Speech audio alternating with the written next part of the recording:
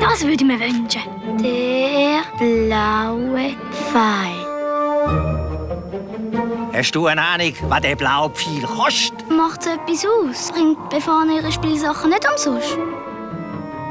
Die Zeiten haben sich geändert. Denkst einfach, deine Mama mit einem Säck voll Geld, dann gehört der blaue Pfeil her. Ah, pauvre Francesco. Er wird heute Nacht keine Geschenke bekommen. Heute Nacht wird kein armes Kind Geschenke bekommen. Dann geben wir ihm uns als Geschenk. Genug! Aufstand! Das machen wir! Aber es gibt doch Tausende von Francescos. Aber ich könnte seine Spuren suchen. Mit meiner Nase.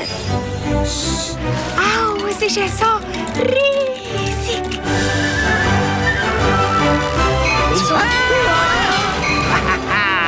Pass auf, Spielsachen. Jetzt komm ich!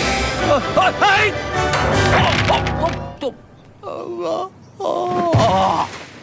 Spielsachen, die allein im Schnee gehen spazieren.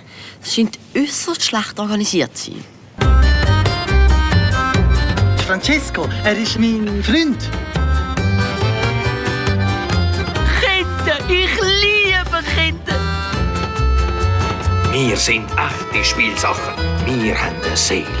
Jetzt weiss ich, dass alle Spielsachen auf der ganzen Welt nicht so viel wert sind wie ein Freund.